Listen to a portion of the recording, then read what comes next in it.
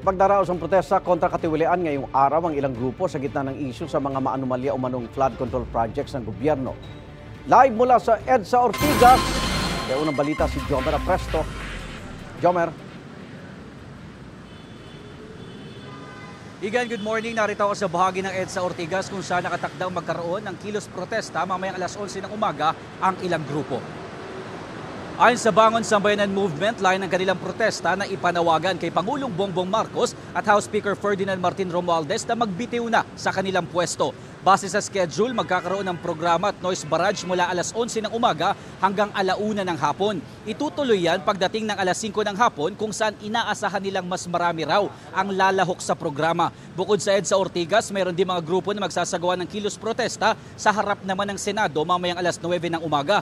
Yan ay para ipanawagan ng solusyon sa problema sa mga flood control project ng gobyerno. Magkakaroon din ng kilos protesta sa UP Diliman pagsapit naman ng alas 10 ng umaga. Ayon sa National Capital Region Police Office o NCRPO, aabot sa 200 pulis ang nakatakdang i-deploy sa EDSA Ortigas mamaya.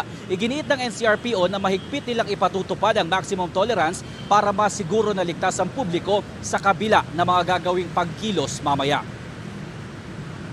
Igan, sa mga oras na ito, wala pa tayo nakikita mga grupo na naghahanda dito sa bahagi ng EDSA Ortigas kaugnay ng kanilang gagawing kilos protesta. Pero meron na mga pulis na nakita tayo dito na i-deploy ng mga NCRPO at sa ngayon ay wala pa namang hindi pa naman mabigat ang daloy ng trapiko dito sa kahabaan ng lugar. Live mula dito sa EDSA Ortigas, ako po si Jomer Apresto para sa GMA Integrated News. Igan, mauna ka sa mga balita, mag-subscribe na sa GMA Integrated News sa YouTube para sa iba't ibang ulat sa ating bansa.